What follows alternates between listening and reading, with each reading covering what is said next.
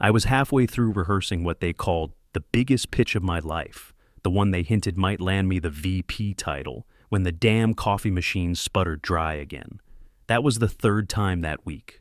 I stood there holding the empty pot like a moron, looking around at the kitchen that somehow still didn't have a working drawer. In 6 years building the entire B2B sales infrastructure from scratch, and I was still the guy replacing oat milk and tightening screws. That should have told me everything. Quick note: before listening, share which city or country you're watching from. My name's Aaron. I'm 37. I live in Chicago, and I'd been grinding at that tech startup since it was 6 people in a dream, back when our CRM was an Excel doc and I did sales calls from my car. I made the back-end work, brought in big clients, and mentored half the team, including Kyle, the cocky Ivy League golden boy they stuck me with last year because he looked good on investor calls. He talked in phrases like move the needle and agile mindset, but couldn't close a basic procurement deal if his life depended on it. He once called an RFP that PDF thing. I taught him how to write client emails that didn't sound like AI-generated clickbait. I taught him to listen, follow up, and not call VPs bro. And still, I watched leadership fawn over him like he'd invented software sales. He's got the look, they'd say. Really energizes a room. Whatever the hell that meant. Meanwhile, I was the one actually delivering revenue. I made quota 12 quarters in a row. Clean deals, clean handoffs, long-term clients who texted me when their kids were sick or their procurement systems crashed. And every time I asked about the promotion, it was the same. Just hang in there, Aaron. You've got the real substance that morning, though. Something was off. I don't know how to explain it. Sky was weirdly clear. My blazer actually fit right for once. The office was too quiet, like that eerie calm before a tornado touches down. My stomach knew it before my brain did. Then I saw the calendar update. Emergency department stand-up. Everyone shuffled in. VP walked in with that tight smile, and then he said it. Kyle's stepping into the VP role starting next quarter. It's a strategic shift. I didn't flinch. I didn't even blink. I just looked at Kyle, who was already grinning like he'd won prom king. Like he hadn't spent the last 9 months reading my decks and nodding like he understood them. Let them think I was blindsided. I wasn't. I'd been building something they didn't even see coming. Right after the announcement, the VP pulled me into one of those tiny glass-walled focus pods that look like confessionals for people with standing desks. He sat across from me, leaning forward like we were about to share a secret. Aaron, he said, I just want to make sure this shift makes sense from your perspective. This is really about optics, you know?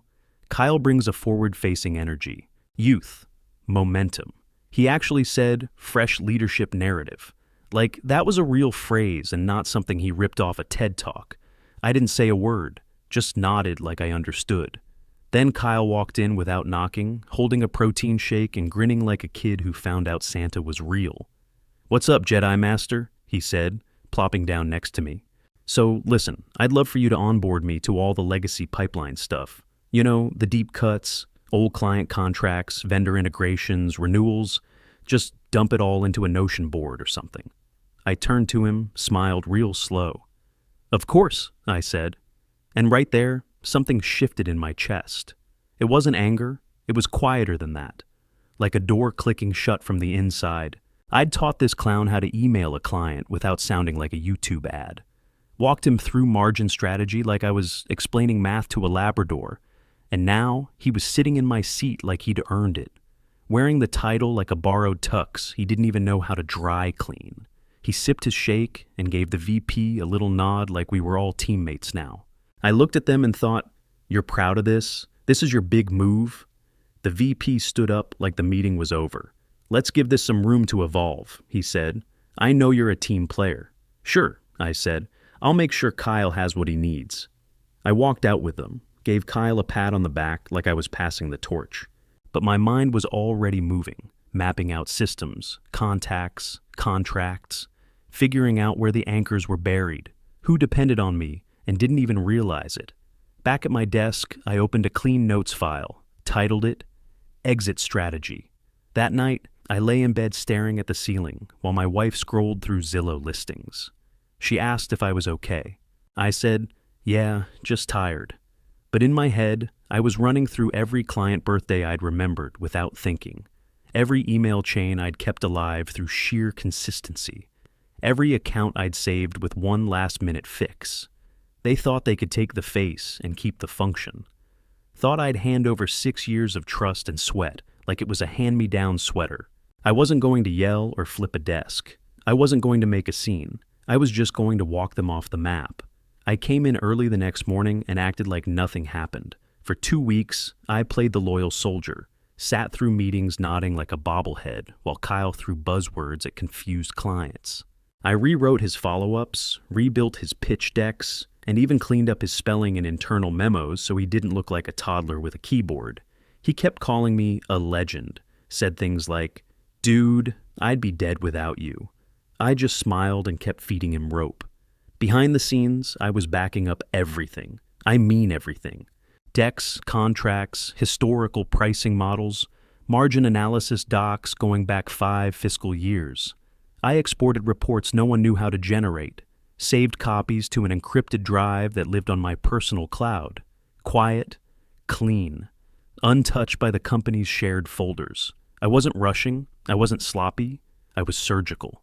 Next, I pulled up my NDA, signed in 2017. I read every word. At first glance, airtight. Pages of boilerplate about proprietary data, non-competes, non-solicits. But buried in Clause 7, right after the legal fluff about employment scope, was the crack. All restrictions only applied during active employment, not a day after. That was my in. So I started scrubbing. I replaced my initials on proposal drafts, updated version histories so it looked like Kyle had made the final changes. I changed ownership on key folders to generic team accounts. On paper, I was just helping delegate. Then I changed file permissions. Quiet little moves, making sure I had access, but they didn't know where the originals were stored. If anyone asked, I'd say I was streamlining the back end. No one ever asked. I was dependable, boring, the guy who fixed systems and never complained about late meetings or bad coffee. They didn't realize the entire infrastructure still ran through me. They were too busy teaching Kyle how to use calendar filters. That's when I started the outreach, just light, personal check-ins to our top-tier clients. From my personal number, of course. Oh, hey, just wanted to make sure everything's running smooth with the Q3 rollout. Let me know if you hit any snags. Happy to jump in if needed. Nothing aggressive, no pitch, just warm, steady presence. Every single one responded. Oh, thank God, can't reach Kyle. Yeah, actually, there's a weird gap in the last proposal. Can we still loop you in? I made sure to keep things friendly, casual. I wasn't trying to poach, not yet. I just wanted them to remember who actually made their lives easier, who picked up the phone on Saturdays, who fixed the dashboard bugs before they became support tickets. One client even said, "Don't disappear on us, Aaron. You're the only adult in the room," I laughed, said I wasn't going anywhere. But in my head, I was already halfway gone. One night, around 11, I was scrolling through the CRM while pretending to QA Kyle's weekly forecast update, which was just a spreadsheet with colors and no math. That's when I saw it, my name, still listed as signatory on our 10 biggest accounts. No one had updated the record since my last title change. I sat back in my chair, stared at the screen, and smiled. They'd handed me the keys to the vault and forgot to lock the door. The next day I filed the first LLC, neutral name, no connection to me.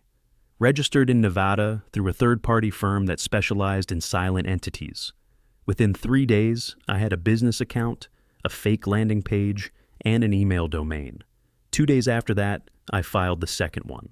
At this time, I handed control to Darren, one of the smartest analysts they laid off during last year's reorg. He jumped at the chance. I kept it simple. Each LLC would own a niche, one for logistics integration, one for dashboard optimization, one for legacy compliance consulting, which basically just meant fixing Kyle's sloppy client handoffs. Then the real test came. A legacy client in Dallas reached out confused. Kyle had been throwing around phrases like compliance synergy and regulatory fluidity, which, shockingly, meant nothing. He'd also missed a deadline. Their VP of Ops called me directly. Aaron, what's going on? This kid told us the invoice delay was a transition strategy. We're in a regulated space. We don't do transitions. I didn't flinch. I told him we were experimenting with a new external vendor structure, and I'd be happy to introduce a boutique partner we were collaborating with to help smooth things out. He agreed instantly. 30 minutes later, I forwarded the client to one of my LLC emails. We ran a quick audit, fixed the issue, and sent over a retainer agreement. 10 grand. Wired clean. Company didn't even blink. Next week, a different client, an old government contract, pinged me, annoyed. Kyle had sent over a 3-page PDF labeled Solution Narrative with a stock photo of a mountain on the cover. They didn't know whether to laugh or scream. I told them I could loop in a more hands-on vendor with experience handling government protocols. Another LLC, another fake intro, another retainer, 10 days. 2 accounts, 20 grand. The best part? On paper, everything looked legit. We weren't stealing clients. We were supporting accounts through external collaboration. No one asked why the boutique vendors used language that sounded exactly like mine. No one noticed the formatting was identical to our old pitch decks. No one looked twice because Kyle was too busy getting applause for repeating my Q4 projections like he thought of them himself. They had their shiny face at the table. Meanwhile, I was quietly draining the pool behind the scenes. The next move had to be clean. No Slack messages, no email chains, no trace. I picked a cafe in Lincoln Park. No company cards accepted, no laptops out. Just coffee, sunlight, and Ava, VP of strategy for one of our flagship accounts. The kind of client we built entire quarters around. She showed up 5 minutes early, just like always. Designer coat, clean ponytail, sharp eyes. We shook hands like old friends, sat down, and skipped the small talk. The contract was already signed, dated, done. I handed her a clean packet with a custom onboarding plan and vendor contact sheet. My LLC's logo sitting quiet at the bottom corner. She flipped through it once, folded the papers back into the folder, and took a slow bite of her croissant. Then she looked me dead in the eye and said, "Honestly, surprised you didn't do this sooner." We didn't toast, we didn't smile. Just 2 professionals exchanging value with no middleman to dumb it down. 3 days later, I got a vague message from an old client. "Hey, we're reevaluating vendor alignment this quarter." Just checking in. That was code for, "We want out. Can you give us an alternative?" I forwarded them to one of the boutique vendors, my vendor. They sent back a 1-line reply. "This is exactly what we've been looking for." Kyle saw the shift and replied with a thumbs-up emoji. That's when I knew he had no idea what was actually happening. He thought it was normal churn. Market shifts. Maybe Q3 jitters. I let him flail. In meetings, I covered for his missed metrics with just enough detail to keep the execs calm. When he bumbled through account reviews, I slid him a note with the right numbers. I even offered to handle some of the back-end noise so he could stay strategic. He bought it. Meanwhile, I was rerouting everything. I set filters on the shared inboxes, so any message with phrases like renewal, contract, pilot, or retainer skipped Kyle's view and landed in a private folder I monitored alone. I flagged those emails, replied personally. Clean, polite, always on behalf of the team. Internally, I buried him in low-value updates and status reports. Let him obsess over slide formatting and branding refreshes. I removed him from 3 client Slack channels with a simple message: reducing noise for Kyle's bandwidth. Nobody questioned it, because they still saw me as the guy who handled the chaos, the fixer, the guy who knew too much but made their lives easier. By the time Kyle noticed things were quieter, it was already too late. Clients weren't responding. Pipeline reports started showing stalled or unresponsive. Renewal dates passed with no signatures. He tried nudging procurement, tried resending intro decks. Silence. I hadn't cut the wires. I'd just pulled out the screws holding up the scaffolding. All he had left was a shell. Monday morning, 9 a.m. sharp. Calendar alert popped up like clockwork. All hands Zoom. Leadership evolution and exciting wins. Corporate theater at its finest.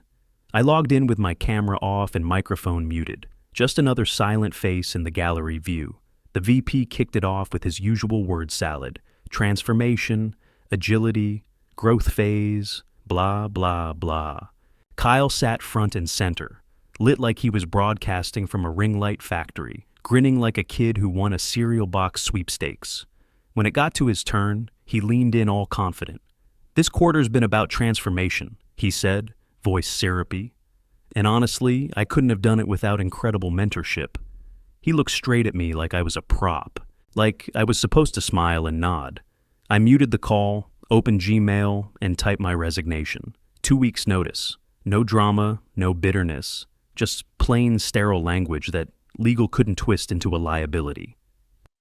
Effective October 1st, I'll be stepping away from my role at the company. I'm grateful for the experience and wish the team continued success. I hit send, logged off the Zoom.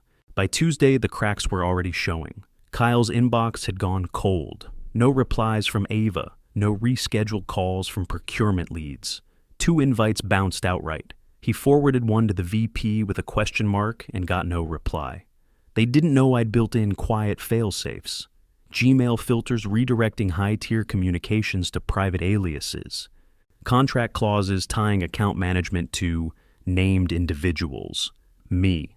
Vendor agreements that required previous lead continuity or the deal reset. Everything looked fine on paper, but under the hood, the pipeline was bleeding out. Wednesday, I watched Kyle scramble in the sales channel.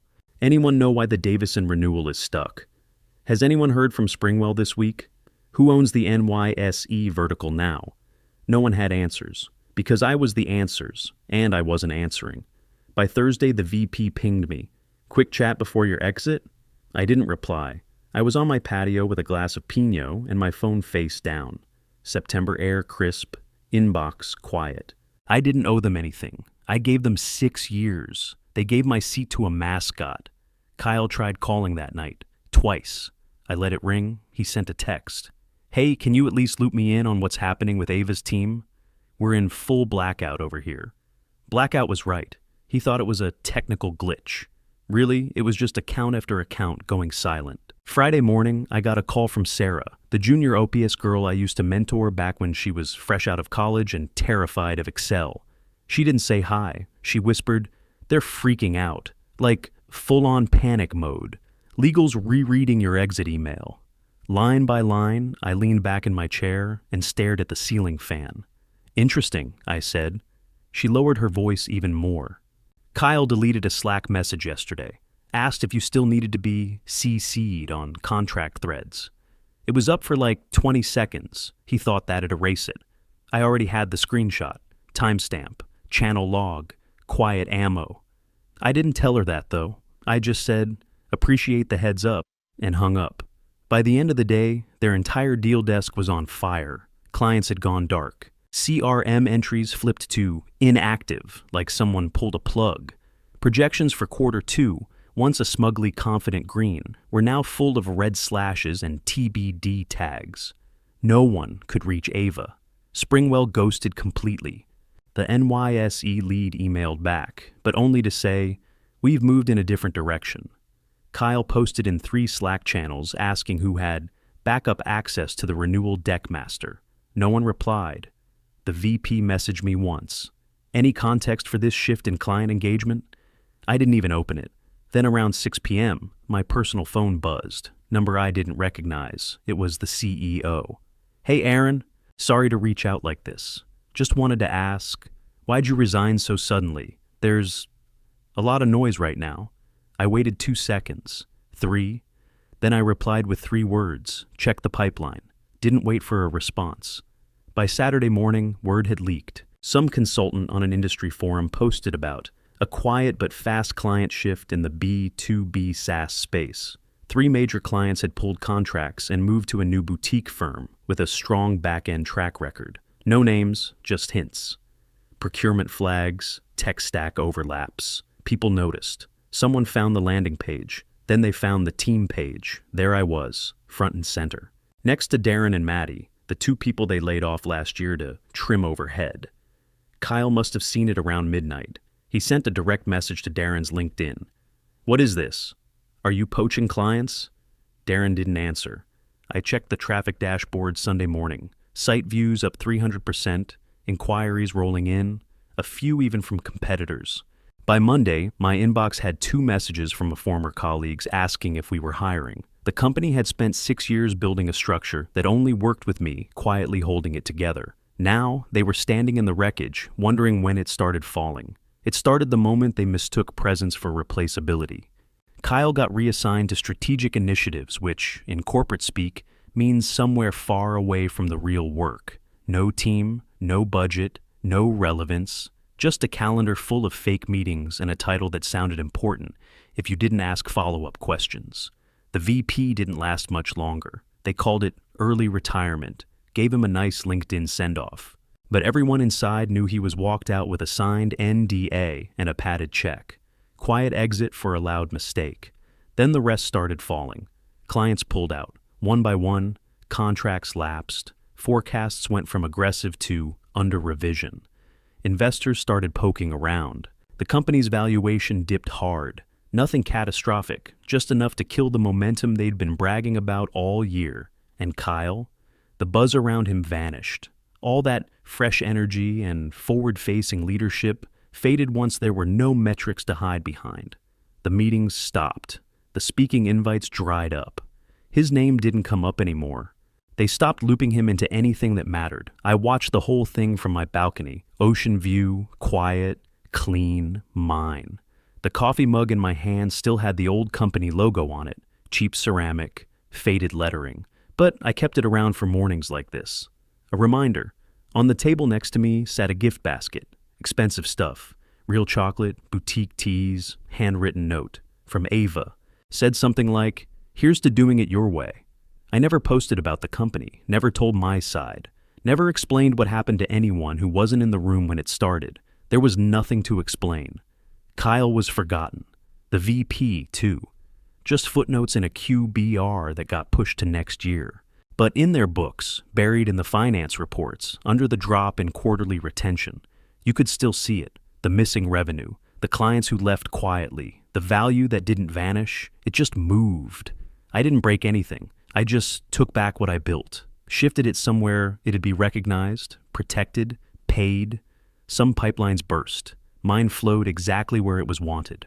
That's not sabotage. That's succession.